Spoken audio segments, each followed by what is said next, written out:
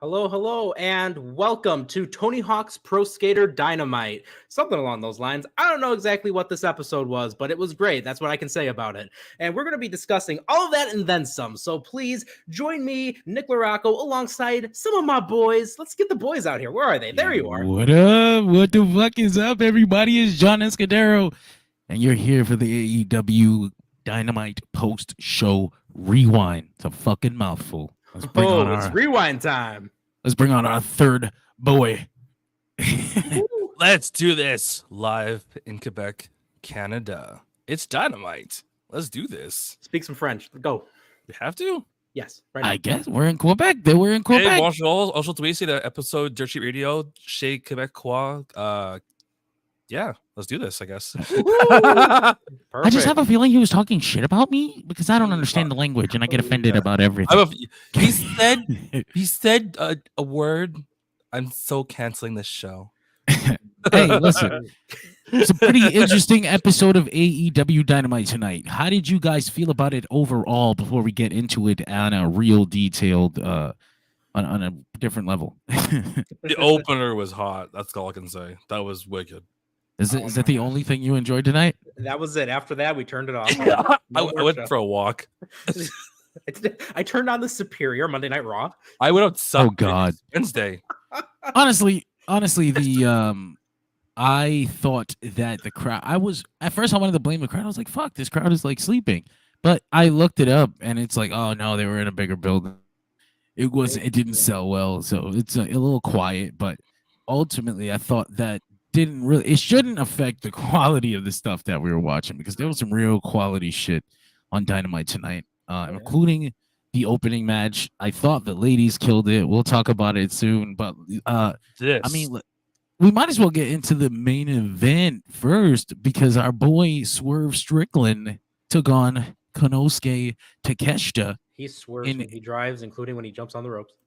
Mm-hmm. This was an excellent match for me, not just because of the quality. It's no surprise that they went out there and they did what they did, but I love to see young wrestlers like this who clearly have the Rockets on their back and they're still facing each other early on. Like, this is going to be a world championship match in the future. And either of these guys will be champion. It's kind of like taking a peek into a crystal ball and looking at a pay-per-view main event from 2 years from now. Like I love to watch shit like that. But they killed it tonight. No surprise. I mean, like I said, Swerve beats Takeshita with a sick ass, nasty ass JML driver. Mm-hmm. Fuck, yeah. Takeshita's so tall that when Swerve fucking tries to bring him down, he like crunches him onto his fucking neck. I hope he's okay after that, but yeah. I was instantly thinking like, wow, that just literally cracks Takeshita's neck. He's gonna be set for the rest of the week. Midway through the move, he's in the air, and you can I can see that there's just no way he's gonna tuck in time. I'm surprised he even got his head where it was. So like, right, we might have avoided tragedy there, but beyond that. They absolutely killed it. There was one particular spot that I'm trying to get a clip of muted. Oh God, there it is. Bang! Oh. Look at that shit. Get the fuck out of here. Yeah, that's awesome. Silvino, I'm still watching. Hey, I'm watching, yeah. I'll try not to well, I'm sorry. I actually have to spoil the entire thing in detail. I apologize. We'll miss you next week. We'll still be here. You can watch it on demand. You just won't be able to comment with us. Multitasking. That's exactly where he's at. All right. So okay. Hey, we're synced up with you, bro. There we go. That's so, fellas, what did y'all think of this main event? I guess Nick, you tell me first. I don't want to. I shouldn't even be hosting. Nick is the fucking host. I'm just. You the guy who pokes your head out first by himself. So. By default, I do you run this train. He even has Bruno. So at first it was an accident, but I was like, Nick is really good as the host person. You should host this show. John not wanting to be a part of this show. Everyone just walks off. Me just slowly inching away from the Dynamite. Not only should you host it, you should be on it alone. Yeah. I tell you, kid, like you'll be great all week long. You gotta host it. You gotta Everyone else is on vacation. What happened? It's fucking. How did I get here? I just like all shriveled up like yes, honey. At the end of all of that, I'm going to be Bruno. This is We'll watch from the guys. Yeah. So let me tell you about the. So yeah, I mean, what did you think, brother? Man, let me tell you. First of all, Nana, he gets the crowd going no matter what. No matter how tired and eepy they might have been, Nana got him going and got him waking up. And on top of that, this match, I think a lot of people went into it thinking it was going to be like a technical masterpiece. And don't get me wrong, it still had a lot of that, but it was also very like rough. And I kind of appreciated that about it because the way like Takeshita's been wrestling and how brutal Swerve can be, I really appreciated how like just rough and real and gritty this match was. The thing about both of them is that they're similar in this, and I didn't really think of that until tonight, is that they are great technical wrestlers, but they hit hard. Both of them do. Swerve with those kicks, Takeshita with those forearms. I think I got a clip of the one of those forearms. Oh, he's hurting him. That brainbuster. Jesus Christ, Into man. next week. That knocked me back. It's just incredible stuff all around. Part of me, I'm not gonna lie, but part of me wanted to see Takeshita just upset with, like, it makes no sense, and the trajectory is just not there, and this would absolutely fuck Swerve. But I was like, if Takeshita took the surprise victory tonight, like, I'd have no problem with that. And on top of that, if you pull that image back up real fast, this entrance is so much fucking cooler with the theme song attached to it than that weird brown noise that makes me want to shit myself.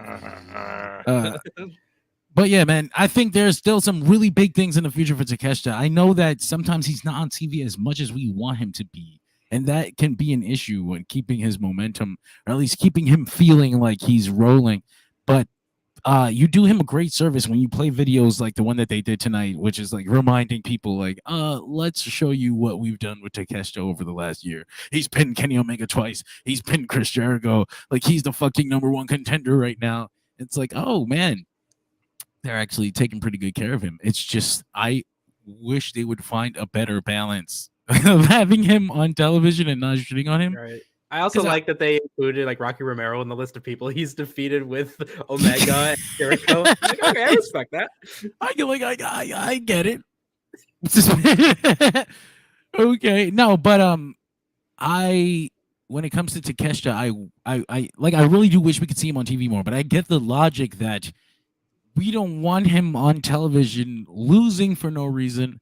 We don't want him standing around looking like he doesn't matter. And if he's not actively involved in something on the show, we'd just have him off entirely. But I just think that it's a little bit of a mistake. He has so much fucking potential, and it hasn't even been touched yet. I think his heel run has kind of his wrestling is always great, and it puts him in a position to have matches against people like Swerve and against other big baby faces, and it makes it for real entertaining television. But it hasn't helped Takeshita as a personality on the show, as a character. I get really excited to see Takeshita matches, but there's never like a Takeshita, not a promo and not a skit, but just any fucking thing. Maybe we need to play video packages for him every week. I don't know, but he should be higher on the totem pole. I feel like he should be treated the way Swerve is treated. At the moment, like, Swerve is on the TV every fucking week, even when he doesn't have a match. He's coming out and threatening people. He's wearing the chain around his neck. I'm gonna hang Joe when I catch him. You know what I mean? He's getting Swerve when I drive is not fucking about drunk driving, Caesar. It is about getting a blowjob while you drive. No, I don't know. I don't know. All right, look at Takeshita. No, but here's the thing, though, is like Takeshita, like, not even me just joking, but seriously, like, this guy's got presence, and even with or without the Oni mask, I'm gonna say a very controversial name here. Oh no! The last time I Oh, no. had a feeling of a wrestler like this that can just go straight from like bell to bell, no matter if it's a 10-minute match, no matter if it's an hour-long match. I think about like Chris Benoit and how he was able to literally be a cardio Cut the show. Cut machine. the show. Hey, Salino. I think I understand what you're saying. Just in that there's like, all the old people always say there's more to wrestling than just the moves. Takeshita has been wrestling for such a long time and since such a young age that he's picked up on all the smaller nuances that you need to pick up on in the ring, and he's able to emote, and he's able to tell a story, and he's able to pick up the intensity when it's time to pick up the intensity, and he's able to slow it down when it's time to slow it down, and he just has it. Like he wrestles with a much older IQ for wrestling than he should for his age, and I know, like, I think sometimes that's taken for granted by by the people in AEW, but that's not to say that I don't believe that I think they're going to fuck it up. I still think he's fine. I think he's actually great. I just think he could be in a better position right now. And it sounds weird to say when he's literally main eventing for an opportunity at the world title. I just feel like he could be even more. He could be even more. He could have a better presence on the television show, is what I mean. He definitely comes off as like one of those guys who has been sitting under that learning tree that I think a lot more wrestlers should be taking advantage of backstage. I mean, because, we just had Sting. You've got so many other like talented people who, even if they themselves weren't like the absolute greatest in-ring performers, even if they themselves haven't like made it to the huge upper echelon of world champions, like they still have a lot of advice that they could be offering to a lot of these wrestlers. And I think 100% Takeshita's been taking full advantage of that.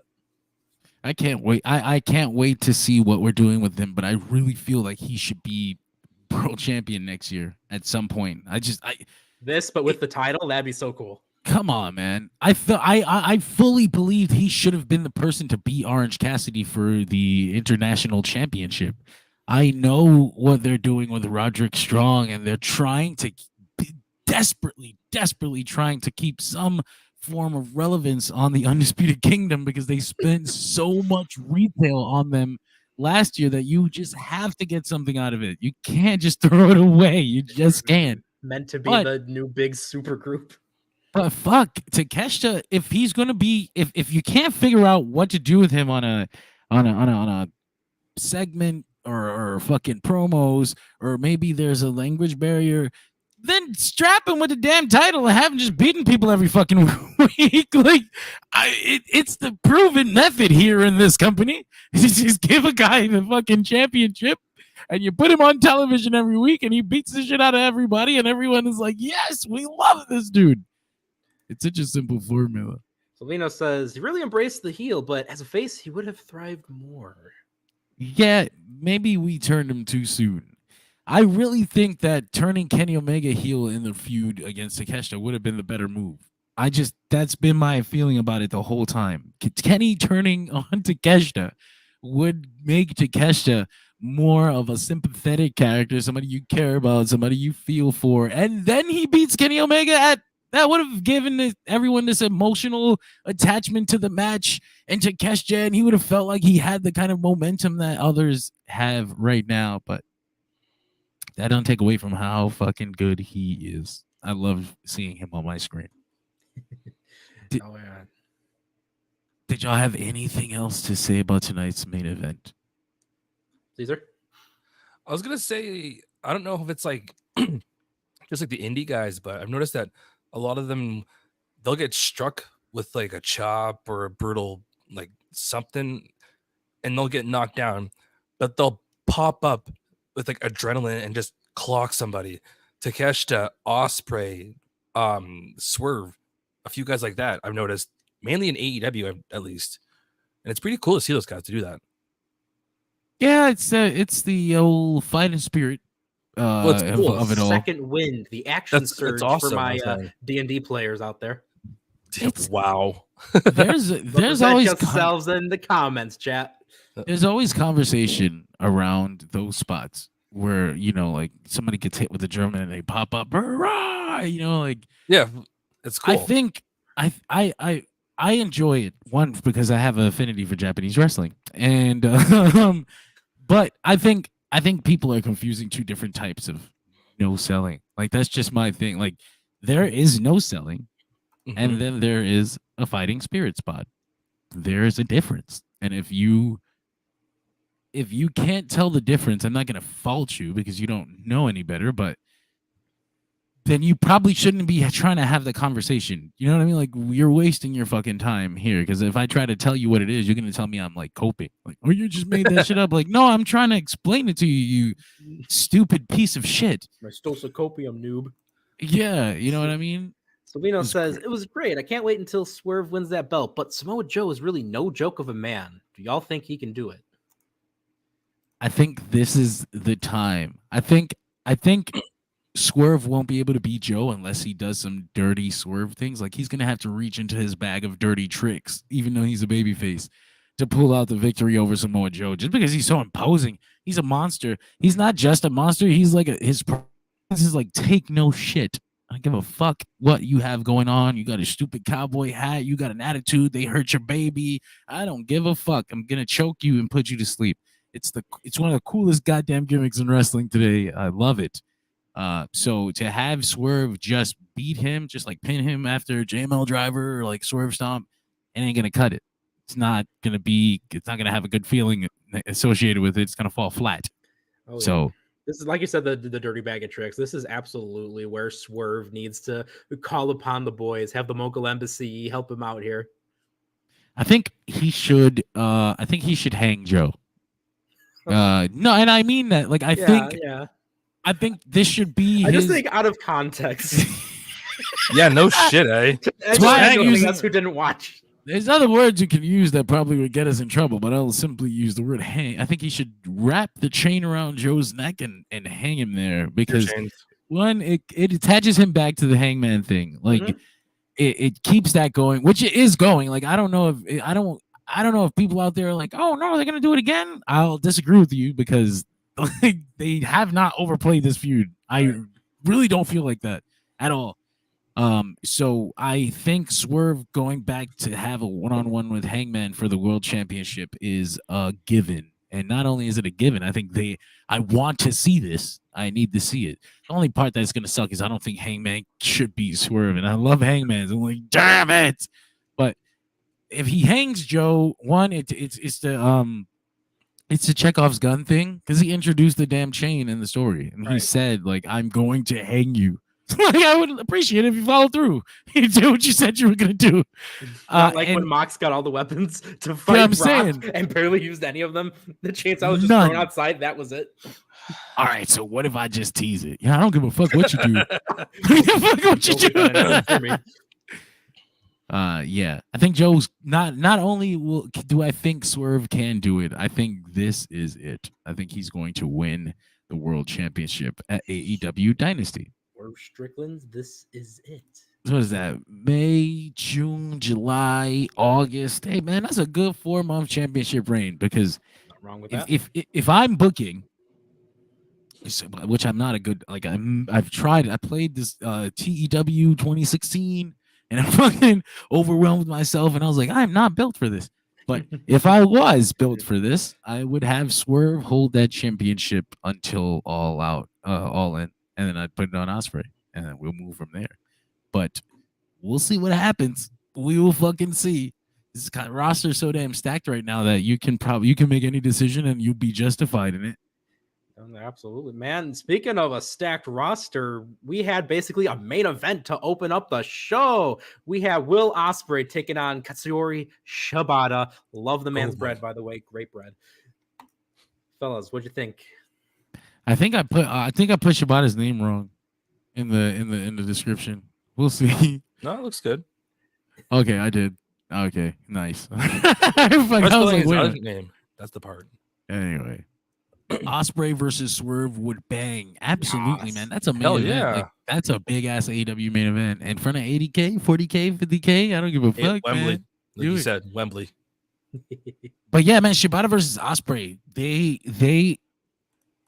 I didn't think they would take some of the moves that Shibata particularly. I didn't think he'd take some of the moves that he took because at first they were doing the post Operation Shibata match where it's like we're not going to take too many bumps. We're going to do a lot of striking. We're going to do a lot of grappling, and then they start getting deeper and deeper into the match, and now we're suplexing, and now we're fucking getting to the end, and now Ospreay hits Shibata with a Tiger Driver, and I'm like, no, like it was scared for my fucking life, knowing that Shibata, they took his brain out of his head. Did you know? No, no, but knowing what he's been through, and it was honest. It ended up being a safe Tiger Driver, thankfully, as safe as it can be. Anyway, Right. he's had enough time to flat back it, but still.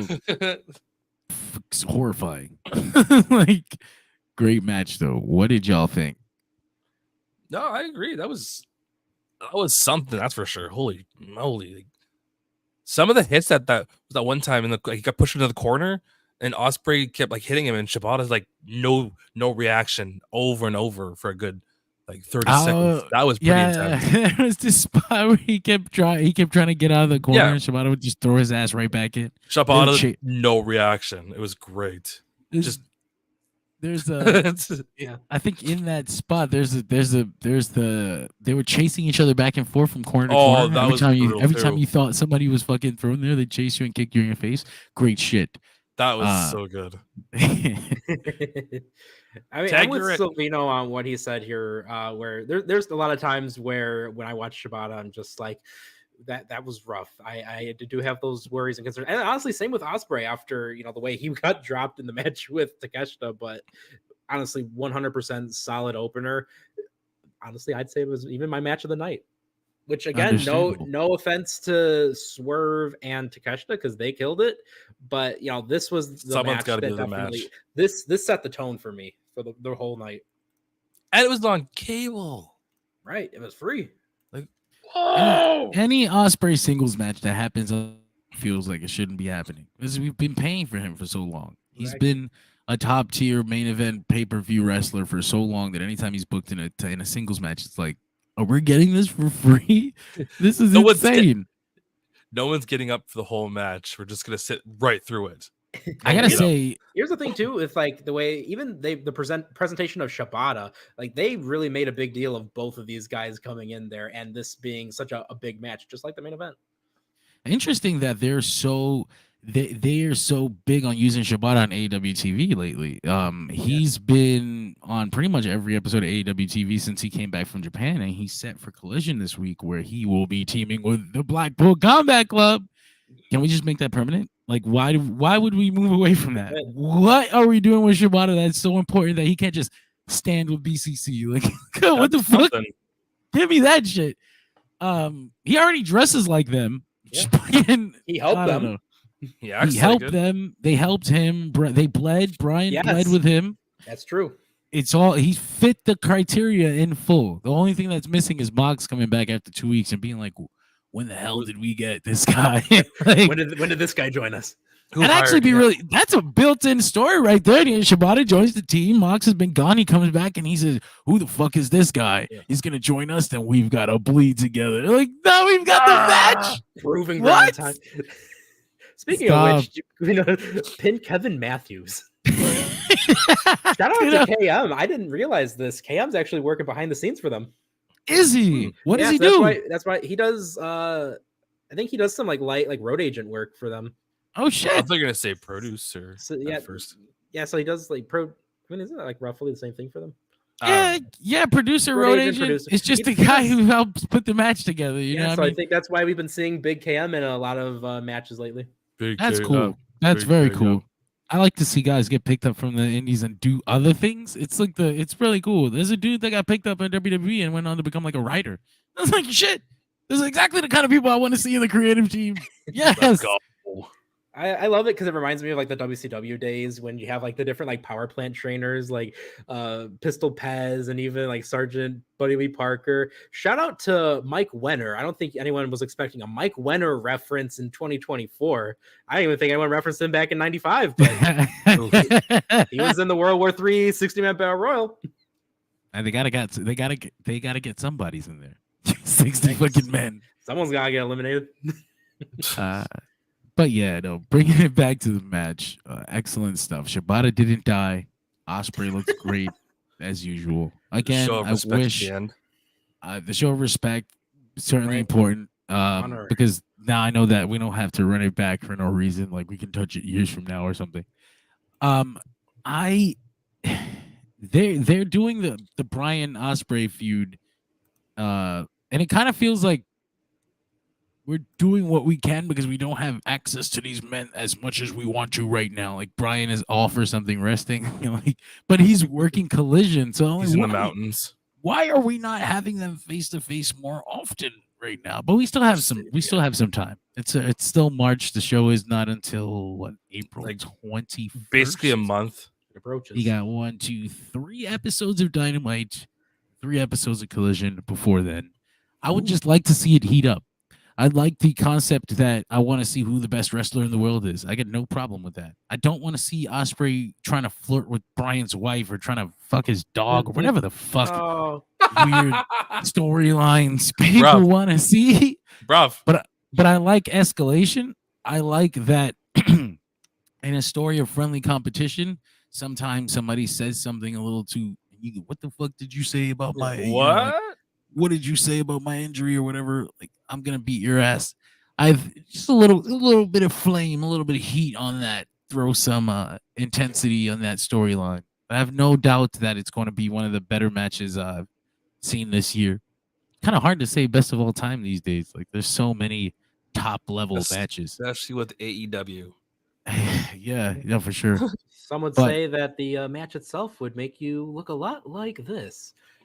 But I know before we talk about them though, speaking about not having Brian on television, I was leading up to the excellent video package that they played for Brian tonight, where it was basically like, this is who Bryan Danielson is, it's telling you why we're doing this story, which is fucking great. Like, it's excellent. Bryan Danielson, known as the best wrestler in the world by your favorite wrestlers, like all that shit. Excellent video package. Thinking telling people to stay retired forever. Telling Ice-T's son what he needs to know about this feud. But John, there's no story into this. It's just 2 wrestlers. Kill me. But yeah, no shit. Excellent match. So we follow that up with the suits. The EVPs, Matthew and Nicholas Jackson. They talk right after. What did they even talk about? Does anyone remember? I kind of zoned out during this. They were mad that Renee asked them about the time they lost to Private Party. They're like, "You ambushing us? What's your problem?" They basically shit on Renee. They tell her she should smile more, and they get the fuck out of there. Vince-isms that are very distant, so it's not completely there, but you know it's there. Matt is almost doing the Vince walk when he's coming down the ramp, but he's like stopping himself. It's they're walking a tightrope with the Vince thing. Hey, let's get right into it then. 5 years later, EVP Bucks. The EVP Bucks, Matthew and Nicholas took on Mark Quinn, Brother Zay, Private Party, shot. Even Cheesecake, my man. Yeah, I was just gonna get to that. But gotta give a shout out to Cheesecake, the security guard of the Stars up there representing, pulling that velvet He is rope. the entrance. was a great match.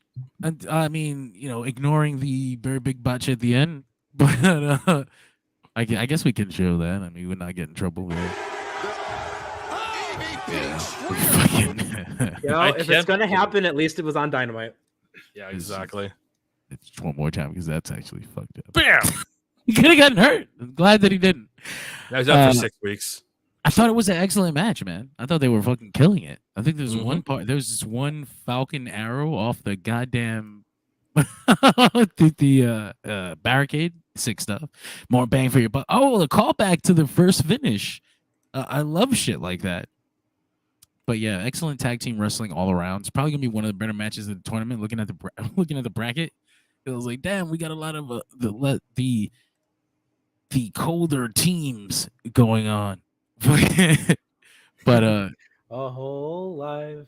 Yeah, a whole ass live. I don't know who that is, but get them out of here. Yeah.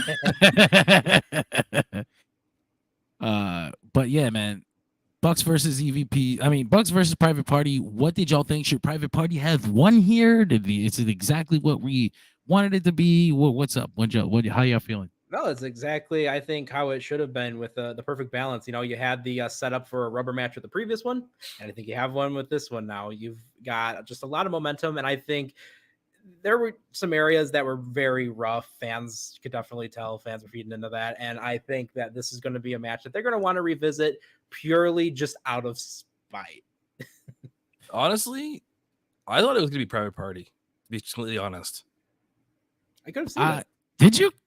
Yeah. Really? I didn't see that. I didn't see that tonight. It didn't seem like the night for them. Going into it, I was like, "Did you imagine how cool it'd be if Private Party went over?" And then Bucks won. Sorry, Young Bucks. Don't sue me.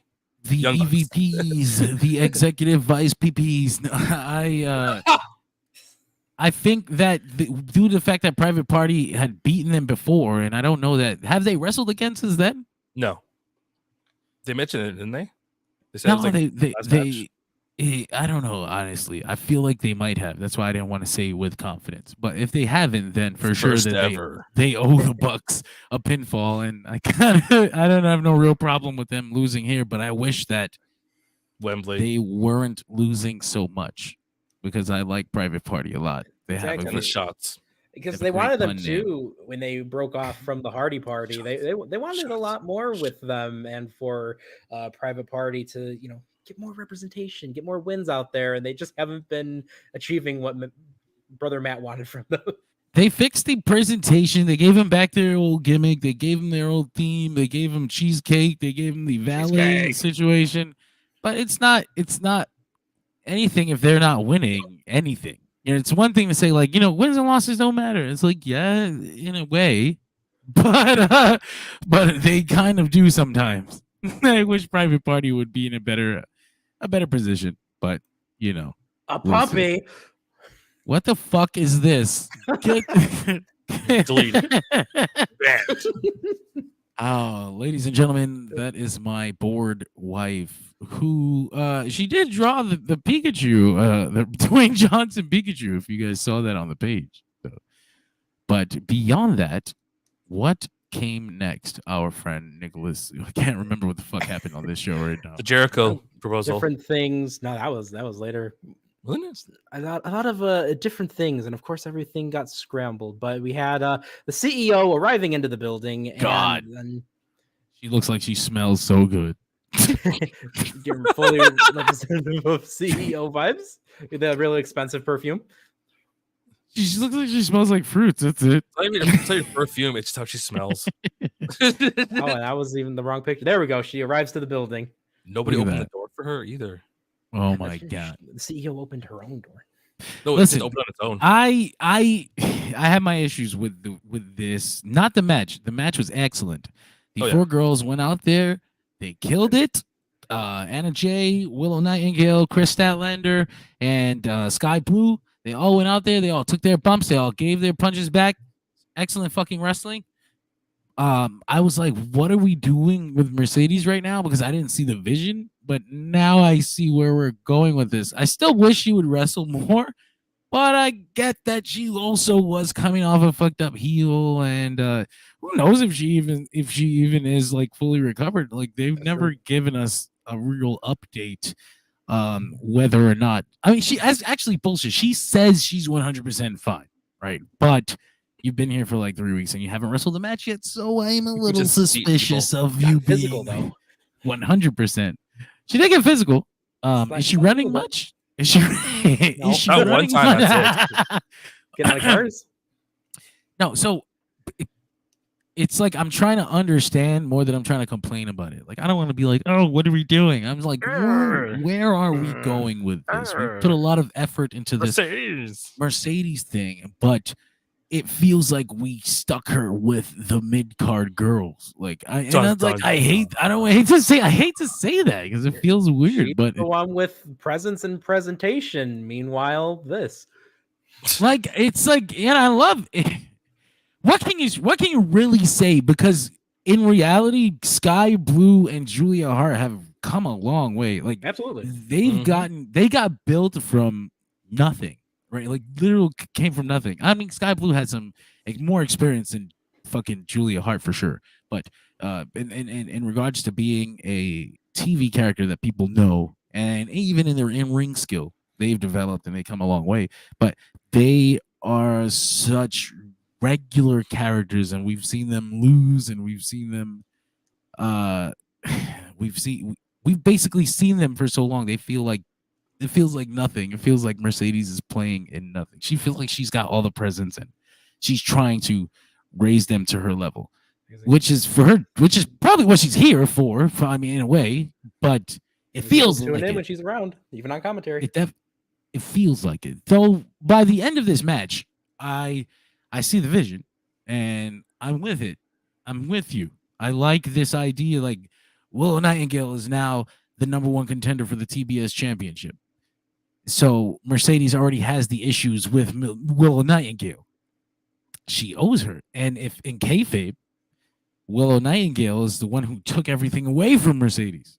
Mm-hmm. She ruined her life. So I dig this. If this is what we're doing, this story of Mercedes just letting Willow fall in the place that she needs her to fall into before she turns on this fucking woman. Getting set up and ready to go. So Willow Nightingale facing Julia Hart for the TBS championship at AEW Dynasty. That kind of feels like Mercedes is just not going to have a match at this show. Which is so weird. That brings back up that point of, is she still hurt? Like, what's going on? It makes me think she is. Like, Tony Khan doesn't operate like this. You know what I'm saying? Like, right. He brought in Okada and strapped him 2 weeks later. He brought in Bryan 2 weeks later. He was fighting Kenny. You know what I'm saying? He brought in Ospreay 2 weeks later. He's fighting Takeshita and Kyle Fletcher. Yeah. Feature match after feature match after feature match for Ospreay. Immediately too, and we're back at that. Like, like we're back doing that again. Like he just did it with his 2 new signings. Look at what we just had at the start of the show. It really feels like there is a reason why Mercedes isn't wrestling yet, and sometimes I wish they would say, so that I wouldn't feel stupid just saying shit like this out loud. Like, oh man, I wish he was wrestling, and then 2 weeks from now they're like, huh, turns out she wasn't ready until like, she wasn't signed. Well, fuck me, you can fucking tell me. But I also respect that they don't reveal anybody's medical status unless they have permission. That's actually a pretty cool thing that we're not used to in wrestling, and that's why it makes me feel weird when I'm trying to have a conversation about it. Used to getting all the ins and outs. But speaking of someone that's hurt, we also had the amazing segment that no one was expecting with the grand AEW debut of Tony Hawk. What the fuck was Tony Hawk doing here? Birdman. I don't think this is debut either. I think he's been here before. Just like randomly. Is Tony Hawk Darby. elite? I feel like I support. Is it bad? Okay, so with for those that don't know, Darby Allin was going to be climbing Mount Everest, and I didn't even realize this, for Tony Hawk's charity that is meant. Oh shit! That was meant for like developing skate parks in a lot of different areas. Oh, so that explains everything now. Because I was like, why is Tony Hawk randomly here on this Dynamite? So I guess he would have been here anyway, because Darby would have been climbing the mountain right now, or would he have successfully climbed it already?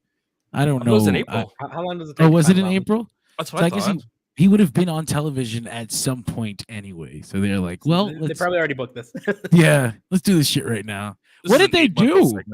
What did he fucking do? He just came on and he talked about the charity, right? And then Tony hit the pipe for a bit. Yeah, so then he did a oh my gosh, don't say that. Whoa. Cancel. No, Tony went on the half pipe and was doing a bunch of tricks, including a lip trick off of Darby Allin's. Technically, it's a headland. We get hardcore about it. Yeah, and Darby being crazy, since I was 100% expecting Darby to just get on the board and start doing tricks. Just on with the crutches. Just chuck the crutches away. I'm not hurt. It's such a Darby thing that I would 100% believe that happened. I have no issue believing he did that. Okay, I think he just crashed a car over his house too, like several times he's done that.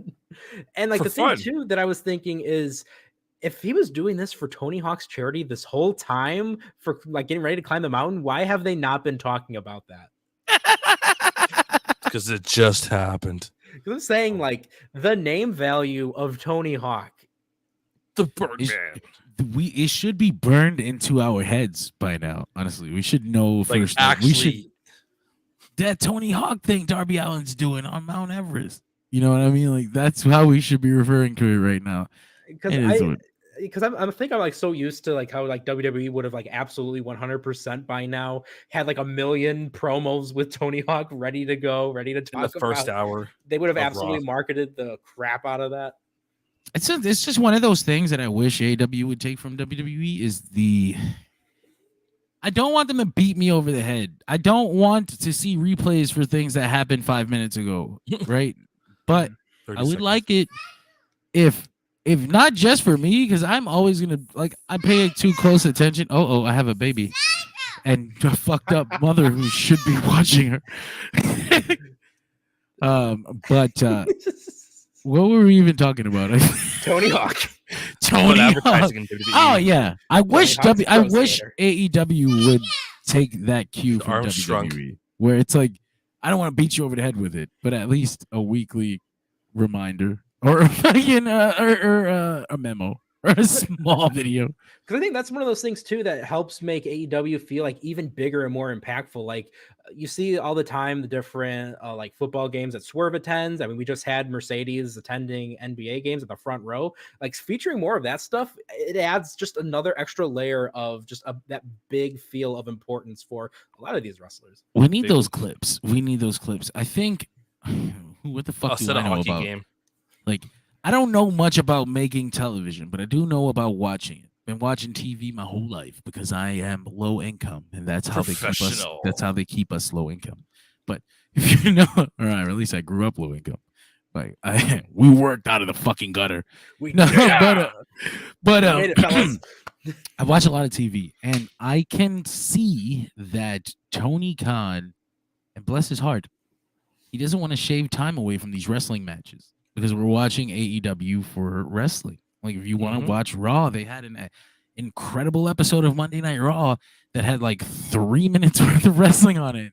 But that's what they do, you know what I mean? Promos. So Tony Khan doesn't want to do that. So he would rather allow the matches to have the most time possible than to put in the promo segments. But I really believe that it would benefit to cut just 2-3 minutes off of everybody and stick these little fucking videos in. A video of Mercedes at the basketball game, a video of Swerve at the football game, and this is what the WWE or the AEW superstars were doing this past weekend, and they're in They your went out for dinner. town, and they're fucking talking to kids, and they went to see the wrestling club in Brooklyn. You know, like I need these things on television because it paints a picture of them. It enhances everything else that's going on. It's one of those things. It's like I don't want to fucking be this old Bubba Ray Dudley bullshit. This everything needs a story. You need it or it doesn't matter. It's like sometimes the story is right there and you motherfuckers are still begging for it. But then things like this would help those conversations and those old grifters. I honestly, fuck it. This is weird. I'm gonna go on a whole tangent now. So Story time. I'm ready. I believe that AEW is improving. Obviously, not only is it improving, I believe it's improved. I believe we're past yeah. I believe we're not like, oh, it's getting better. I believe it's a much better place than it was last year. But I think that they are fighting a really, really big battle online. It's and hear me out because it's gonna sound like Tony Khan talking about the fucking bots, but I'm not.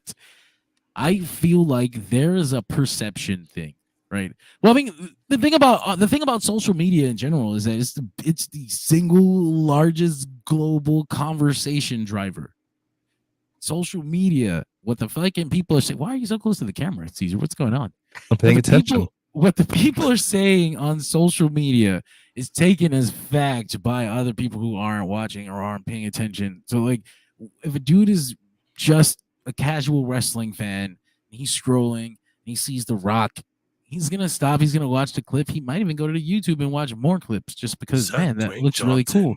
This same dude is scrolling, and he's seeing 5, 6, 7, 8 internet grifters, podcasters, WWE fans, all just saying the same things over and over and over and over and over again about the show, whether or not it's true.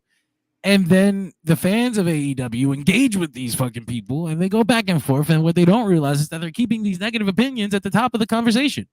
So these fucking conversations are keeping people out.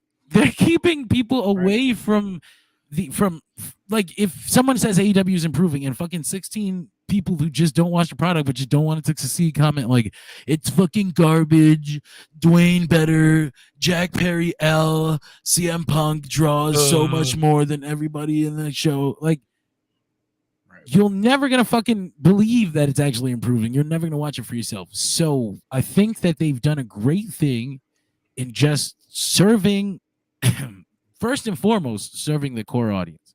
Now it's like you're gonna get the pushback. Why aren't they trying to expand their audience? You can expand your audience while serving your core audience first. Hear me out. Getting back to the social media of it all. When you're treating your core audience well, you're creating a core positive conversation. The genuine conversation around the product will be positive.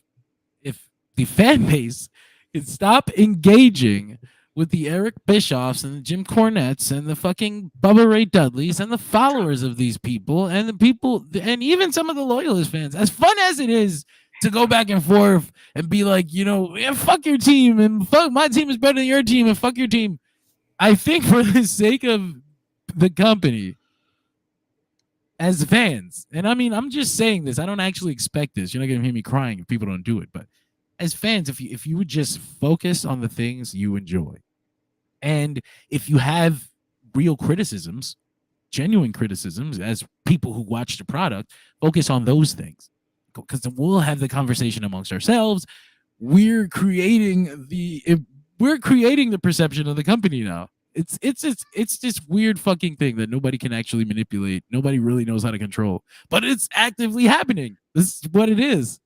I think the improvement of the product is going to lead to people like the snowball is going to get rolling. I think if they just keep pushing forward, just kind of put blinders on and just keep pushing forward, just keep doing what you're doing.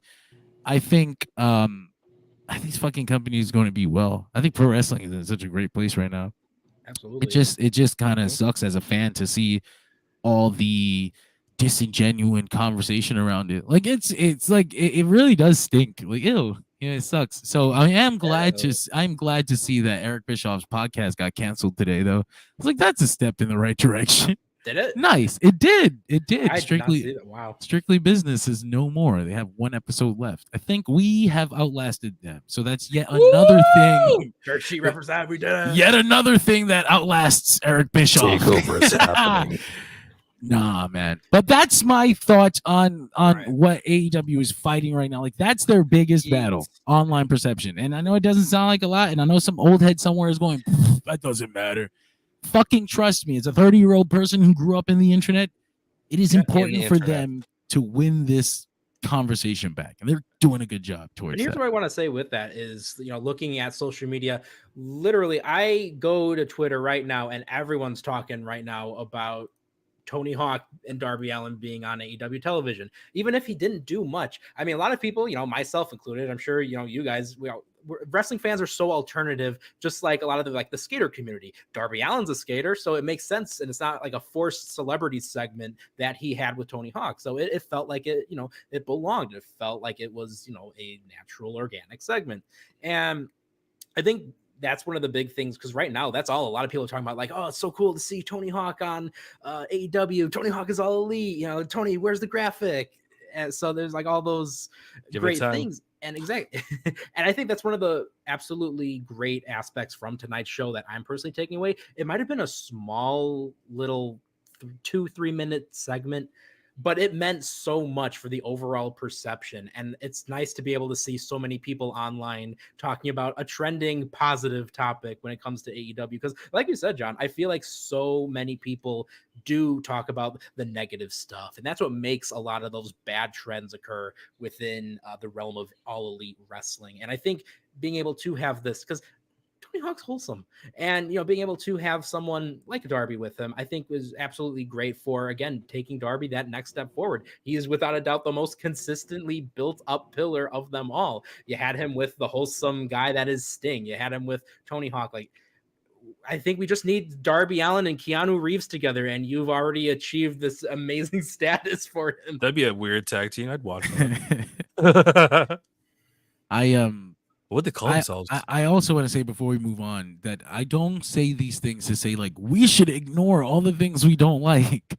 I just think that's how people see it. Like, yeah, it's so fucking weird it's so crazy to me, and maybe it's indicative of the average IQ level, I guess, of the entire fandom. But it's so funny to me to see AEW fans enjoy something and then somebody be like, those AEW fans always enjoying that shit. It's like that's how enjoying a show works. I know it's a foreign concept to you because you got abused by your favorite television show for so many years, but as it turns out, you can just be pleased more than you're disappointed naturally without forcing it. It's a crazy concept, I know. But yeah, no, we can move on. Moving on, we had the what was the next match? We had the quarterfinals for the best friends taking on, as Excalibur so lovingly called them, Baven and Tenet. Get that on a t-shirt, please. It's a pretty good match. I would be lying if I said that I was paying full attention because I had a lot going on at that moment. Honestly, it felt like the match where you didn't need to really pay attention. I think the writing was just on the wall for it. You could see this being the end result. The one part that threw me off, actually, if I can say, is that like Chucky T actually came in and helped them win. That was pretty cool to see. Like, it wasn't like a big spot or anything, but like he actually still helped them out and got them to win. So that was pretty cool to see. Props to Chuck Taylor. Right? Chucky T, the Chucky T. We need him back. He's hurt, right? But generally just older and probably, I don't know if he's ever coming back. Like I don't know if he's getting back in the ring. I don't see it, to be honest. And that's such a shame because there's not very many active AEW originals left from the first roster. I'm always happy to see them taking care of the wrestlers from my youth, my indie era, my mid 2000s indie wrestlers. So I'd like to see Chuck. If not, if he can't wrestle anymore, then it moved into a backstage road agent position of some sort. And I guess speaking of like indie. Mid 2000s indie wrestlers who could possibly be taken care of by AEW. Did you guys notice during the Young Bucks match, they hit the Made in Detroit Motor City Machine Guns move? I saw some people mentioning that. I was like, oh shit. There. I've always said that it's so weird that not weird because we know that the Motor City Machine Guns just had a lot of different things going on in their life, and it just never fell together in a way where they could have been in the position that the Young Bucks were, because it was so weird to me. They were both on the same level and they were both so good, and I would argue that the Machine Guns were better than the Bucks at the beginning of their career. They had more experience. They were together longer. There was a long period of time where the Motor City Machine Guns were on a higher level than the Bucks. Yeah, and things happened and the Bucks just completely shot past them and were in everything. So seeing them finally get picked up by AEW, and I don't know what level they're on right now. I know that they were on Impact, and I know that they were working great separately, and I know that they had matches together as Motor City and even as the Motor City Time Splitters, complete with Kushida. But I haven't seen much of it myself. But I also haven't seen buzz like, wow, have you guys seen that Motor City Machine Guns match? They still got it. So I'm really scared, but I'm also just, I want to see how this turns out. The finals for the AEW Tag Team Championship tournament are at the pay-per-view. The way I see it happening is Young Bucks win and then get confronted by Motor City after the match on pay-per-view. Which be sick, like that Motor City when that fucking Motor City when that shit hits in St. Louis. I don't know how far away from Detroit is St. Louis? Isn't it like across the water?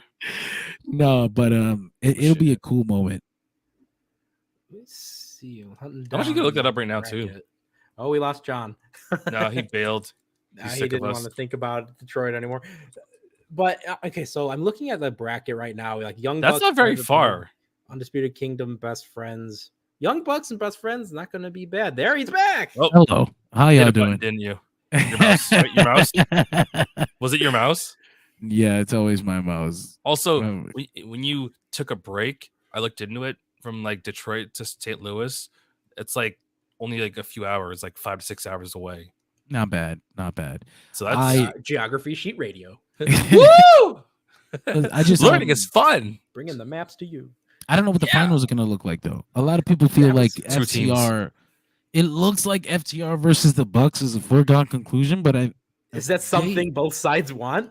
No. They had an opportunity to do this match on a much bigger stage for a much better reason with more belts. Like, what the fuck? Why would we do this match now? Why would we postpone it from the bigger final match of a trilogy to be like random tournament finals? Like, listen, guys, both sides had such heat and fire, and that could have been the tag team main event of a pay-per-view. Caesar, go on. Ugh. What? I'll read something. No, Caesar, back the hell away from your camera. He's scaring people. I was reading something. I'm getting messages from people. Back away. Okay, I was reading something, but I backed up. What were you saying, Caesar? Did you? I was reading something about the tournament when you guys were talking. You guys like, back up. I was like, okay, back up. That's what I did. I backed up. I'm just saying, what were you saying before I rudely interrupted you? I was just talking about the brackets. I was saying. Oh, okay. I'm trying to find the picture of the bracket while you're talking about it. So here's one of the ideas that I've seen a lot of people talk about, and I don't know if it's necessarily the worst idea out there because it makes a lot of sense to my brain. Is just your brain? Just only mine. Infantry was able to get the upset on House of Black thanks to Mark Briscoe. Briscoe's boys, FTR. I could see House of Black coming back in there to kind of square up and get revenge. Do we see Infantry potentially going into the semis? I think so. It's weird though because they don't really have that much heat behind them on AEW television. They're big on Ring of Honor, and I know there we go, found it. They've stayed Ring of Honor for a while, so I don't have anything against putting a newer team on television in this position because it's good to cycle in new teams. But it'll be so weird to see them end up in the finals out of nowhere. It makes sense to me for like soldiers to be able to at least like go in there and say like some random team thrown in there. Yeah. And like I said, they've been mainstays on Ring of Honor, but even then they've also still kind of maintained that old like AEW Dark and Elevation jobber team status on occasion. What if we had like Infantry versus Top Flight? Yeah, I mean, I'm down. I can dig it. It'll be a great match. Top Flight versus FTR though. That would be something. But remember, if we give Top Flight the spot, we're doing another thing to mess up Ricky Starks. What the fuck is up with Ricky Starks right now in AEW, man? I've said it, but I've said it on other shows. Like, it feels like he was never in the plans. I just feel like he was never in the plans. Even when he got signed, he wasn't in the plans. It was like, oh shit, look at this really good wrestler. We might as well stick him in. It was a second for a team FTW because he wasn't in the plans. When he beat fucking Brian Cage, it was just to get Brian Cage out of the group. Like, it wasn't like to push Ricky Starks on his own. You know what I mean?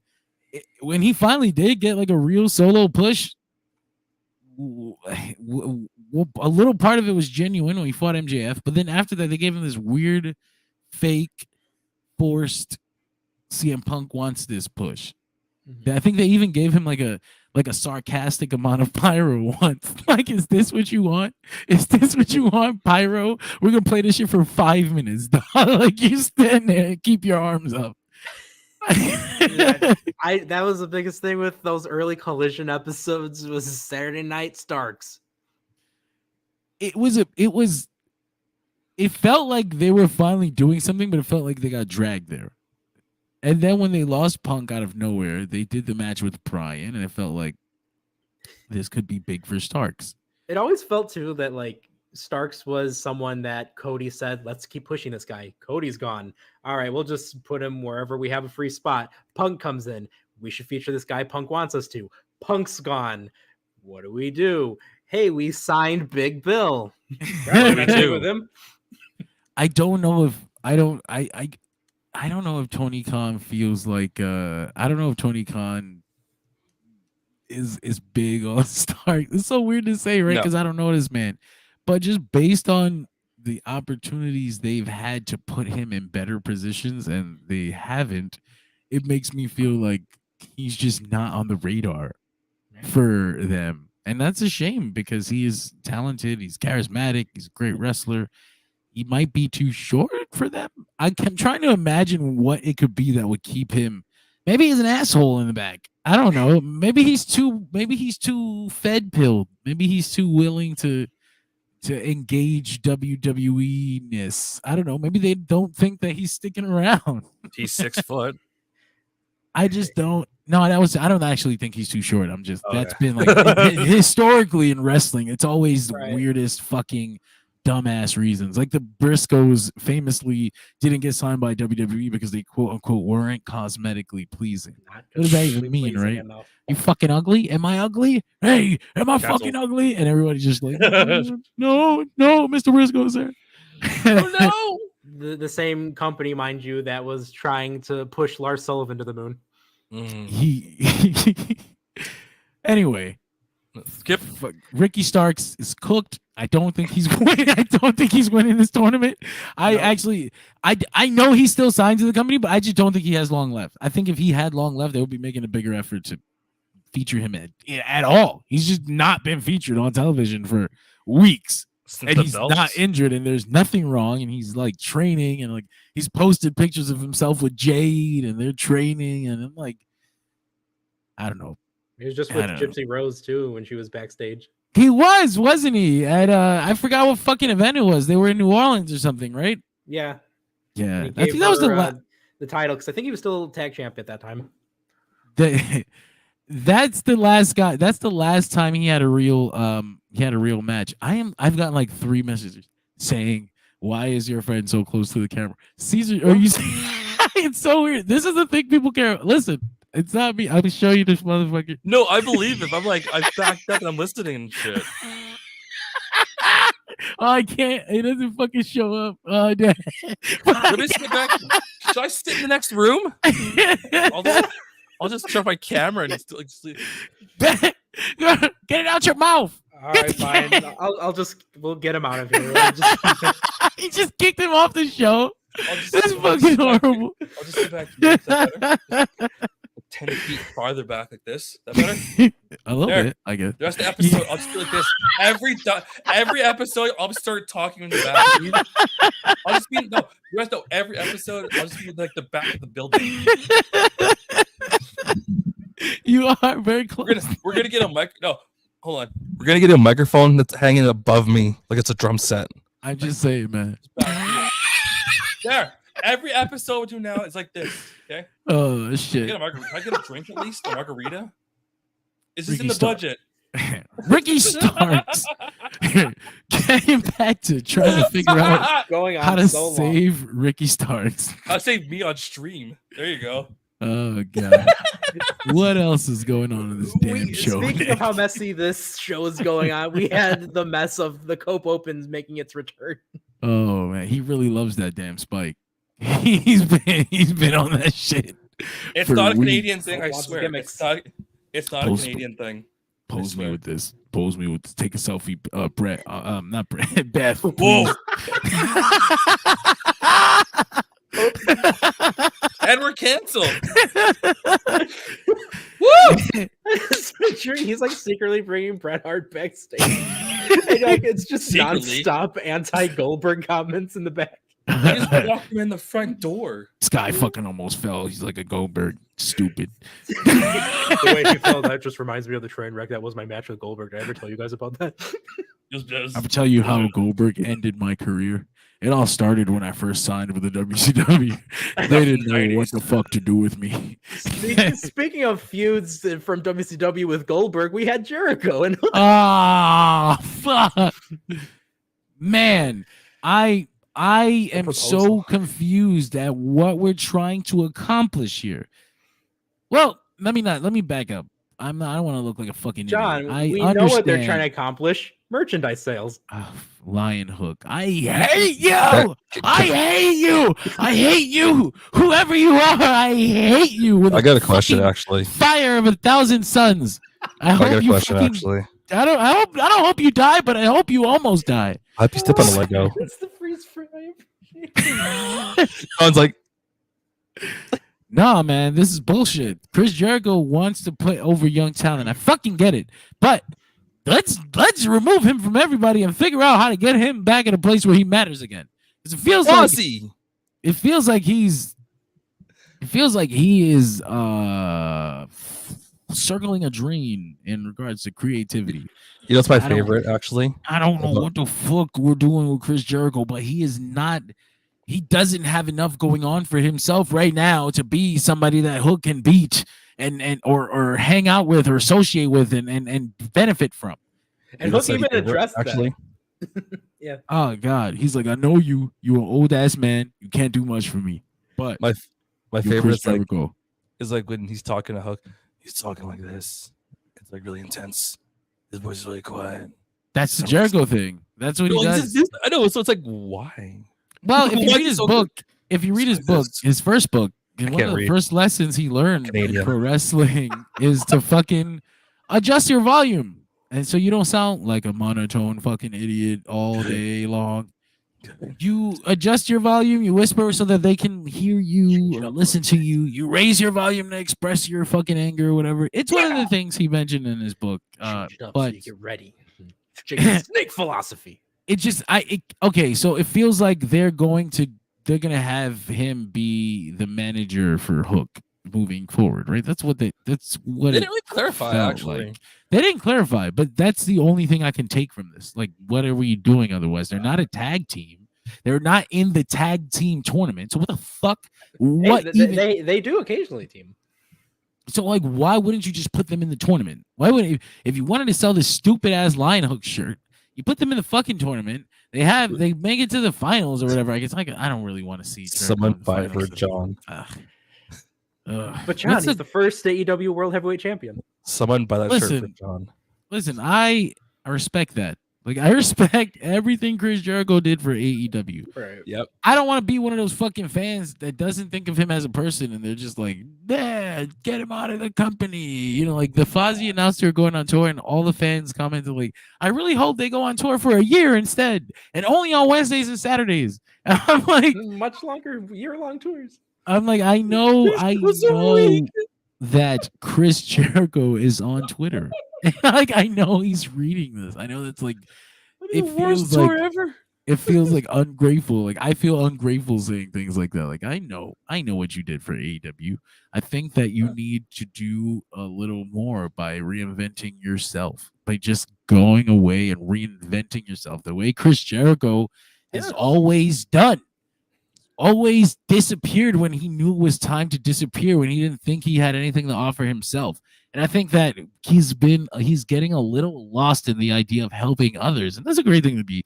It's a great mindset to have, but you have to help yourself first. It's the Bryan thing. It's the thing I was complaining about with Bryan Danielson. You got to fucking grab the championship and be world champion so that you can pass that fucking heat on. Just steal it. Yeah. We'll see. I mean, like we mentioned earlier with like Takeshita taking advantage of that learning tree that is backstage with all the different veterans that they've signed that have all kinds of different levels of experience, from some with maybe 5, 6, 7 years throughout the indies, some with decades of WWE experience. I think one of the biggest things is a lot of those guys will do their talk with those youngins backstage, whereas Jericho will want to have a whole program with you, will want you to be a part of a super group with him, will want to do something to get into an actual on-screen role with you. And make a t-shirt that John hates. I just hate puns. AEWshop.com. Puns. I'm not big on puns. Puns make me sick. They're the low-hanging fruit. Are they punishable? Conversation tactics. Anyway, I didn't realize Hook had a little hairy man in the middle of his chest. It's really strange. What the hell? That being said, Hook looks pretty cool in this, I gotta say. It's a great graphic. I mean, shit. If they were doing something interesting, I wouldn't have a problem with it, but they're not. They just keep coming out every week, and Jericho keeps saying, well, I think I can do something for you, kid. And Hook keeps saying, yeah, you can, old man. And then that's it. Like, no chance to speak. But I don't trust you. Fist bump. Yeah, fuck you. I'm done with this. I'm so done with this. I don't want to see it on my screen.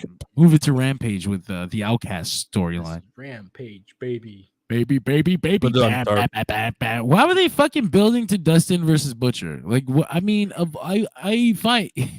You can pull out some wild ass Rampage dream matches, Takeshita versus the local latest hot luchador, and they get nothing. But Butcher and Dustin Rhodes need a segment for a Rampage match. And as far as I was told, and from people in attendance, it was only like fucking punches and kicks and arm wrenches. Everything you could expect from the two of them. And on top of that, remember when they were promoting and doing Dustin's farewell tour before they said Sting's going to retire?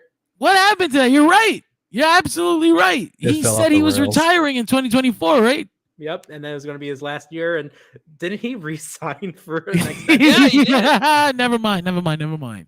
Sting fucked it up for me. We'll try it again in 25. Yeah, I'll see y'all next year.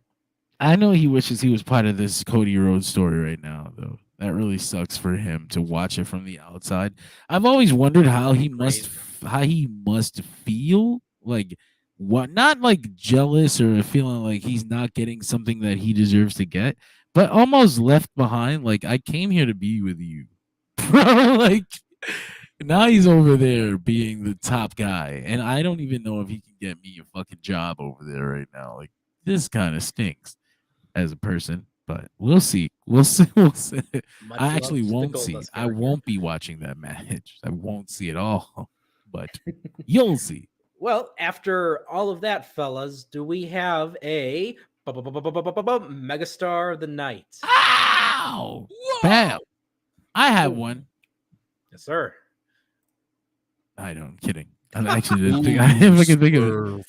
I didn't think of it. There's I don't know if it's Swerve just because he was in the main event and because he had to win in the main event and because his momentum is just the way it's been for the past few weeks. Like, I don't know if it's Ospreay because Ospreay is just so fucking over and anything he does is like feels like top guy shit.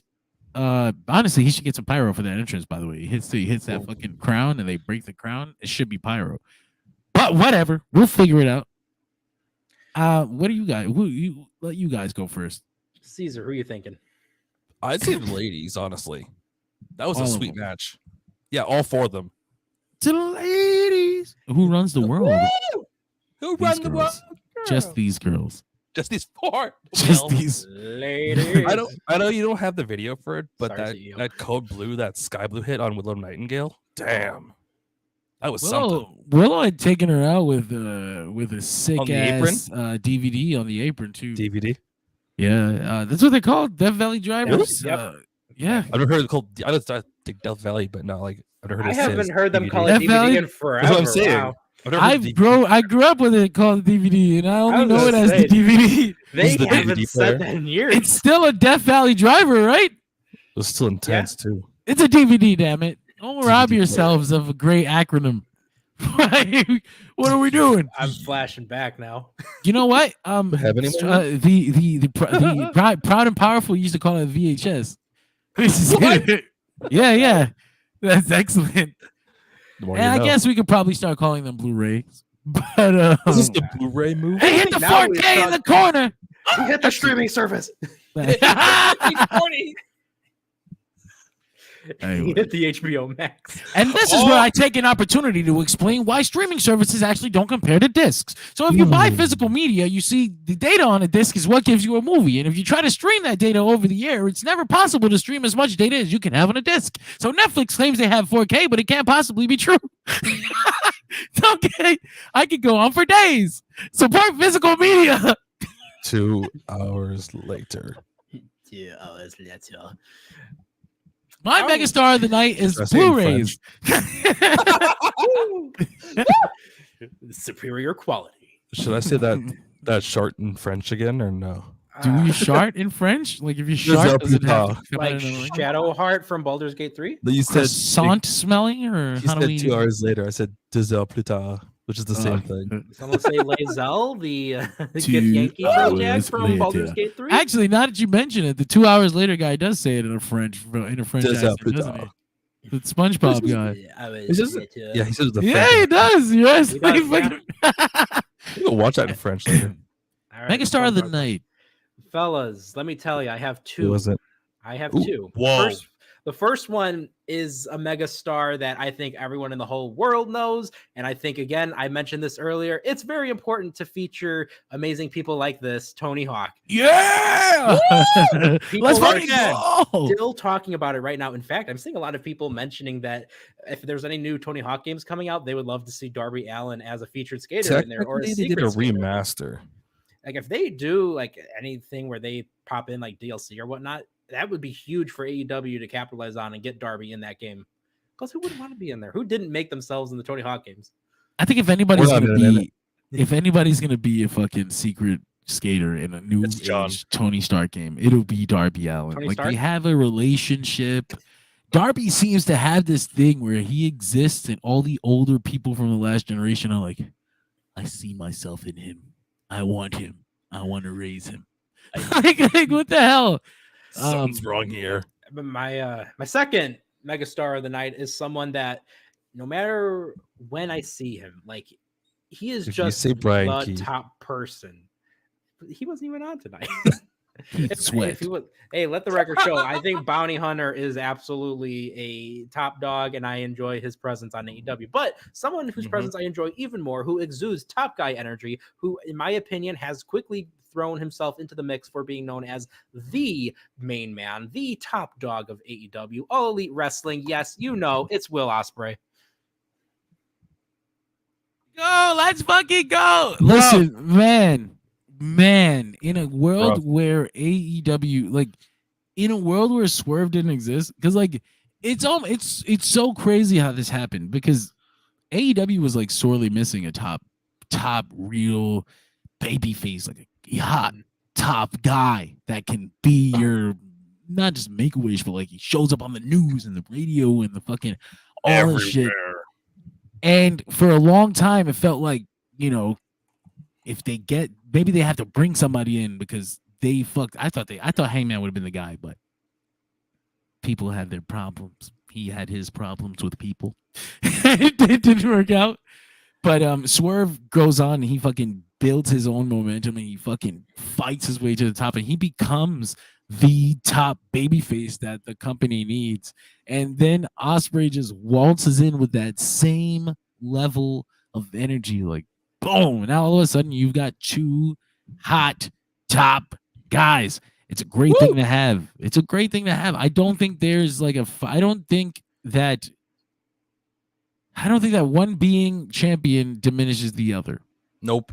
I think that Swerve becoming champion at Dynasty doesn't take away from Ospreay feeling like the top guy. If anything, it just makes Ospreay feel like the uncrowned champion. Swerve is the champion, and it kind of makes you feel like that has to happen. Making it a more important chase. And one thing I want to say out there too, real quick, is like you said, you know, having that, you know, major baby face that's going to be doing all like the charity things. I mean, look at what Ospreay just did with a $2,000 donation to the wrestling school in Uganda. Yeah, that's pretty cool, actually.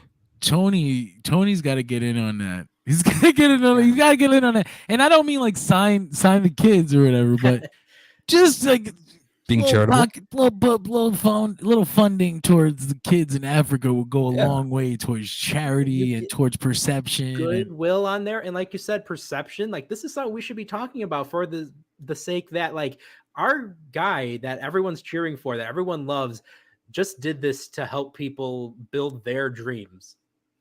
it would have been a cool moment for this soft ground wrestling guys in Uganda, like to be mentioned on AEW fucking cable television in That'd be America. Like, huge. they were big. They were excited to see their video on Jersey Radio. So like to get mentioned on cable television would have Across the nation. made their world. Let alone Ospreay paid for a ring. I think they were able to get enough funding. It wasn't just Ospreay. First of all, I know it came around again, and Ospreay's name was the biggest. But there are many other wrestlers on the GoFundMe list. I know Jordan Grace was on there. I know Ospreay was on there. I know there's two. There's other. If you go through the list, there was a lot of them, and there's also big anonymous donations. So you can only imagine who they are. But yeah, definitely, like Nick said, it's a big deal to say these things on TV, and I wish that they would take more time to. I think they've had this problem with AEW since their inception. It's just something that I wish they would focus on. It kind of makes the show feel like more than the wrestling show. It just feels like a big show. Like shit is going on and people really enjoy this. I guess before we move on, my megastar of the night is our girl, Mercedes Moné. Listen, I mentioned earlier, she comes in and she just feels like above everything that she's involved in right now. It's just her aura She smells like money. too powerful. She's you swag too thick. Your bitch too bad. Your aura too strong. They don't want you to succeed, Mercedes. Nah. Listen, man, she's gonna be a big deal for this company. I can feel it. Like literally, you brought that picture up. Just look at her. Just fucking look at her. Put the belt around that. Put a Warner Brothers company logo on the waist of this woman right here, of this movie star. She's about to be in a fucking movie, isn't she? I mean, look at this too. The fact that she's not even in the match, but on the graphic, like she looks like the star. She's front and center. Next, we'll see Snoop Dogg. She makes like that. It's just gonna sound fucked up, man. This is gonna sound fucked up. People are gonna hate me. I'll preface it then. Julia Hart and Toni Storm are great. They've worked for where they are now, and it's worked. But as of today, I think they might be the two things holding the division back. Ooh. I love Julia Hart. We've mentioned it so much. Me and Greg were fucking varsity blonde marks from the day they became a team. I remember them. They've developed Julia to this excellent TV character. I'm so glad to see her where she's at. I'm so glad to see that she won the belt. I'm glad that she had a reign. And not every reign is going to be full of like banger ass matches and just 16 straight 5-star classics. But 5 years. You know, she got hurt in the middle of it, so she didn't get to spend that much time on TV. But when she was on TV, she was a prominent character, and it was good for her. It's good for Skye Blue. It's good for Toni Storm to be featured like this. They worked hard to get here, and I'm happy that they had it. But fuck, Mercedes Moné comes in with this buzz and this aura, and she just feels above everything. And it feels like the star.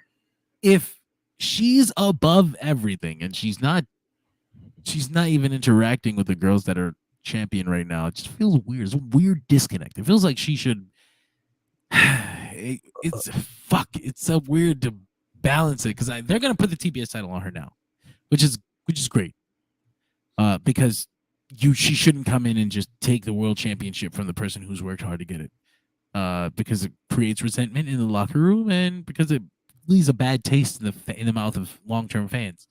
But shit, how do you make Mercedes feel like the biggest deal in the women's division when she's wearing the secondary belt and Toni Storm is out there as world champion, maybe not providing the same level of performance that Mercedes is going to provide? I don't know. That's what I'll say too, is the fact that, and this was like area we did not cover, but I quickly grabbed a screenshot of it. Ooh. Timeless Tony Storm and Ben Mankiewicz. I really appreciate, like I said earlier, these kind of crossover moments where you have the different elements, like when Darby was with Tony Hawk. I'll continue to mention that.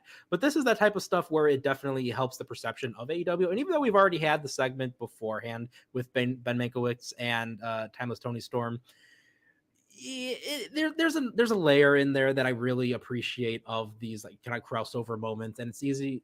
In this instance, it's a little bit easier because of the fact that they got the the working relationship with all the different Turner networks and whatnot. So it's not as big as Tony Hawk. Maybe if it was like Robert Osborne still, that would have been different.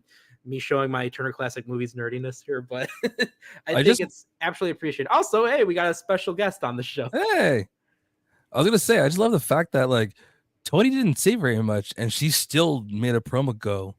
You know, she had her classic slogan. That's it is really cool to see Tony Storm and the Turner Classic Movies thing continue, but they don't have any substance because I don't know what they're doing with this. Like she's got it before. She's got nothing going on right now, really. Right? Who is she feuding with? Deanna again? Thunder Rosa? Sort of. It's like the continuation. Really you know, like she's not fucking doing anything. Mercedes is busy playing with the TBS championship scene. All the pieces are there. We just got to put them together now, you know. But megastar of the night for me, Mercedes Moné. All right, I got a question for you guys, actually. Yes, Caesar. So everyone here is pretty much in the same boat with like Dynasty when it comes to Joe and Swerve, right? I'm pretty sure right now that we say that Swerve's going to go over. Or I think so. I'd say so. Okay, then we've got next is Double or Nothing, right? Yes, sir. So my question is like, do we see a rubber match happening, or do we go in a different direction? Because I know you want Ospreay down the road, but is it too early to go to Ospreay, or should we go right to Ospreay after? No, God, no. You don't go directly to Ospreay. That's one what I figured. You keep in the back of people's minds, but not even addressing it. Just letting the fan base stew on the idea of it. So I say all in or all out, maybe. So I know I agree with that completely, but I'm saying like, so Swerve goes over at Dynasty, and then just like John says, just let it go, just let it, you know, it's a stew. He said, just let it go for a little while, and then like a month or two, simmer, I guess, and then I guess bring it around, and boom, here's a storyline, I guess, right? They have so many options. They have so many matches. They have so many stories they can play with before they ever get to Ospreay at the end of the summer. When Swerve wins the belt, if they're going to continue anything with Joe, it should end on TV, and they should do something different at Double or Nothing. The Hangman feud should probably come back into play at some point while Swerve is world champion, unless they want Hangman to cost Swerve the title, which I guess. I don't know. I kind of don't think. Hangman's been away an awful long time. Might be wanting us to forget about him a little bit. I don't really like the idea of Swerve winning the belt now and then losing it at Wembley because of some outside bullshit. I don't ever like the idea of a world championship changing hands like that, unless it's like a big fun story, like, you know, fucking asshole contender. It's gonna, you know, you expect it. Stadium show, right? It's so many people gonna be there. They crossed 40K recently, and they've still got like 8 months to go. I mean, 5 months to go until the show comes. I think they'll be fine. It's gonna be a big ass crowd. I don't think they're gonna want to see Swerve lose. I don't think they're going to want to see their hometown guy win like that. You know what I mean? Ospreay finally comes to England to win a world championship, and he has to cheat. What the fuck? She's like, Dad, finish the stream already. She's got a bad mother, abusive. How dare she let this child down here? Look at this. This is supposed to be an important stream. Look at it, treated like a plaything. Incredible. Some might say the stream's being treated as a jobber. Oh God! We got the jobber of the night. See, you did there. The jobber of the night is me, John. Yeah. Oh, they said DVDs. The jobber of the night is you people who support streaming rather than physical media. You're a fool. They're going to take everything you love from you, and you'll ask why, and I'll sit there and I'll whisper, you already knew. This is incredible. just gonna push the off button by accident. So much worse than having like an animal cross screen. Speaking of animals, that will probably be my jobber of the night. Will be Butcher's mustache. They had no business making fun of it the way that they did. He made fun of himself. He kind of said like it had like a musk or something. Yeah, It's fucking Yeah, ridiculous. he's going like that. He's like, ooh. Jesus Um, Christ. The one thing that makes his look really good and interesting. If I had Brandon to pick Danielson in his hair. if I had to pick a jobber, it's kind of hard tonight, but only because of the DVD she took, Sky Blue. Like that was like That was- Willow did it with force. Holy shit. Again, it is the What? impact of that just really made. Yeah. It was good Yeah. though. Yeah, I mean, It's a my good job of match. the night is going to be Chris Jericho, just because we're still haven't figured this thing out, and he The seems like smoke. as the show improves, it just becomes really easier to see the elements that need improvement, and the Chris Jericho segments are one of them. And you can tell that they know that because they've lowered the amount of TV time that he has, but If any. it still needs to be dealt with.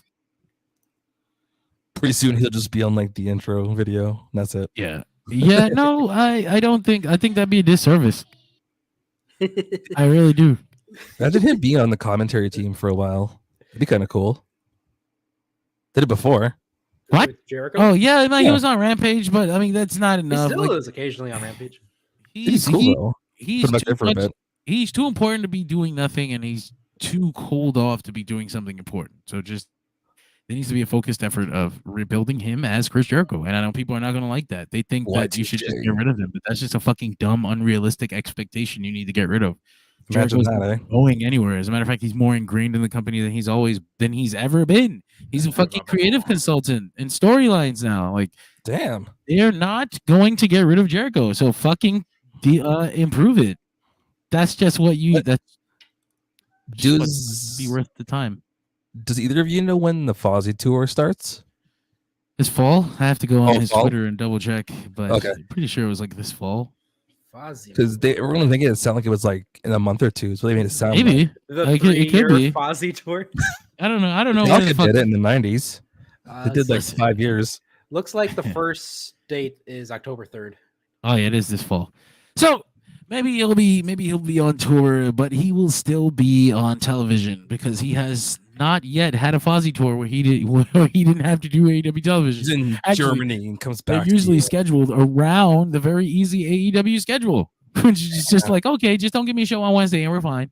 Okay. Yeah. You know, it's not a WWE schedule where it's like I gotta miss house shows and all that shit. It's just Which not Ooh. happening. that also kind of added to the element of Jericho being able to take that time off the tour with Fozzy, so then he can reset himself, just the same way that John has started to reset his camera. Right? No. All right, I we hope lost they him. do something properly with him. Oh, he's back. finally. Oh, It's but he's broken. muted. Hello, goddamn. Go ahead. You're on the air. All right, yeah. What were we talking about? We were just Jericho. ending the show. Fozzy. Right? Jericho, we're getting ready to end, fellas. Yeah. All So- right. Let me do some plugs. Oh, it's plugging. Let's go. Oh, there he is. Plug it. Hey! Every Oh. day I'm plugging them. He's All right. plugging it. So be sure to shop DSR on our Dirt Sheet Radio Shopify store. We have new items coming in every single day, new interesting designs that we'll be sharing online. The first of which was shared this morning. That really interesting Dwayne Johnson inspired Pikachu will probably be on some merchandise by the end of the week, and I'm pretty sure it's on a shirt right now. We'll talk about that on the page later on. But definitely shop fucking DSR. Shop with us on our Shopify store. We don't make any money yet. So this would really help us. And I'm not big on being like, well, you can find our content early in our Patreon. Like, I don't fucking need to do that shit. It's fucking dumb. So shop with us on DSR. Also, catch the Major Issues show every single Thursday. They're covering all pop culture and superhero content all relevant pop culture and superhero content. And in the levels in between, we are covering all types of old school shit. This week, we are covering the second volume, not the second volume, but the second half of the first volume of Marvel's Ultimates. And it's a retrospective on the Ultimate Universe. You will catch me on this week's episode alongside George. It is an excellent episode. a fucking interesting book. It's basically, how can I sell it to you? It's what if the Avengers movie was made in the year 2002, essentially. It's got every single movie trope you can think of. It's a fucking big ass movie pitch, and you'd be surprised how much of the MCU finds its origins in Marvel's and Mark Miller and Brian Hitch is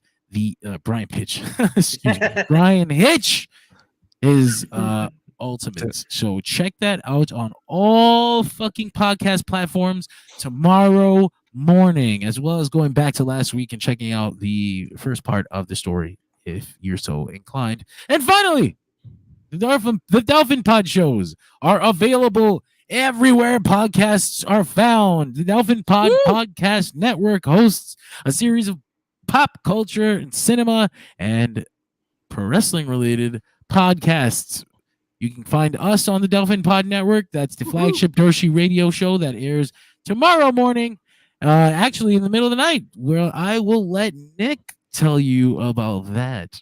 Let's go. Yes. So I'm going to be on the show. Get ready. Watch this. Look, that's us. That is us. That's the boys. So yeah, myself, John, and our friend Greg will be on the Dirt Sheet Radio podcast. You can check that out every Thursday morning, wherever you like to listen to podcasts, or just join us at midnight. You know, you're not doing anything. If you're watching this right now, what's another like another couple hours? Nah, just come hang out with us. But also, speaking of hanging out, if you want to go and chill during the VKMT Halo Mod Showcase, I'm going to be around probably most likely. I'm a part of it, so why wouldn't I be there, right? So yeah, go check it out. I'm going to be a part of Ruby of Blues Halo 2 Rebalanced mod. I'm doing one of the voices in there. Should I say what voice I am? I don't even know if I'm allowed to say that yet, but I'll be one of the voices. I can definitely say that. You know what else I could say, fellas? I could tell you all about using promo code DSR10 on monk.com, monq.com. Make sure once you make your purchase, get whatever you want. The happy pen you can go and grab. It's all personal aromatherapy diffusers. And go grab monq.com, do promo code DSR10, get 10% off your purchase of Monk today.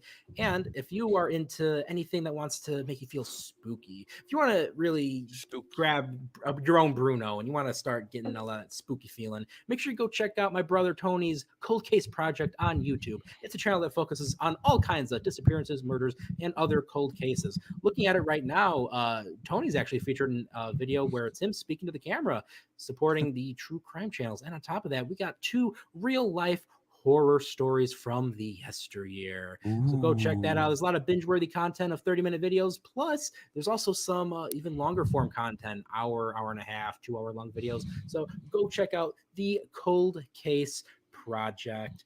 That is all I had, fellas. Yes! Woo! Excalibur. One final thing. Ooh. This is going to be fun. This is funny because I'm only telling this to you people that are watching. So if you're watching live, you'll hear a little hint that nobody else will get for a couple of days. But secret. I would pay special close attention to the Dirt Sheet Radio platforms next Wednesday. Next Wednesday, it's going to be a big day for Dirt Sheet Radio. I would simply say, please have fun with us. I guess is it so interesting? I'm probably gonna keep the rest of what I need to say for our main show this evening in an hour or two. Don't worry, Nick, it won't be that long, I swear. But next Wednesday, I would say pay attention. But on a regular basis, Dirt Sheet Radio is live every fucking day. Monday after Raw, Tuesday after NXT, Wednesday after Dynamite, Thursday after Impact, Friday after SmackDown, Saturday and Sunday after every pay-per-view / premium live event. You can catch us there. Next week, WrestleMania week. It's a big-ass week. We've got all 5 of our main regular shows, Raw, NXT, Dynamite, Impact, SmackDown, and then WrestleMania weekend begins. We'll be covering the Ring of Honor Supercard of Honor show with a post-show rewind. After that, on Saturday morning, we will not be doing a post-show rewind for the NXT show because we will be doing a watch-along. We're watching along live NXT Stand and Deliver. That evening, WrestleMania Saturday night 1, we will be doing a post-show rewind. As Sunday night for WrestleMania night 2, we will do another post-show rewind. So for WrestleMania week, you will be getting a grand total of 9 fucking Dirt Sheet Radio streams on WrestleMania week. 9. Count them. 9. And as a matter of fact, 10 if you count the Dirt Sheet Radio flagship show. Holy shit. I am going I'm almost out of stick fingers, John. 10 fucking shows, 10 I'll do streams Nick. during WrestleMania week. That's all me, man, and the team, man. Appreciate our work, man, because we're doing this shit for y'all, but also for us. I'm not going to be like, it's all for you. It's for me, too. For the people. It's for us, you know? Woo! But yeah, man, 10, correction, 10. That's right, Caitlin, 10. Thank you, Caitlin. 10 streams, man. Thank you all for joining us, as always. I'm in a different room now. We will see you tonight, and if not, tomorrow morning. I notice there's a lot of people like let's say about 400 people view us in the middle of the night. And by the time the next day comes, it's like 2,000 people. So like, if you're watching us in the daytime, if you're watching us live on stream, if you're watching us at night, if you're listening to us in the podcast, if you're engaging with Dirt Sheet Radio content in any way, I love you with all my heart. I don't just appreciate you. I love you. Can I do You are family. I would share my marijuana with you. That's how That's a big important. deal. That's how real this is. The good shit too. If you're interacting with us, if you're watching, if you're commenting, if you're listening, fucking family. You are my family. I love you. You can put your controller in the you. hands of Master Chief right here. That's insane. I'd never let nobody touch my Master Chief hands. That shows the love for everybody. But let me drop that on them. Boom! Thank y'all for joining us. Thank you. We'll Caesar, see say you. something in French. Au revoir et bonsoir, mes amis. Okay, I was gonna say I could have said au revoir. Au revoir. Y'all have a good night.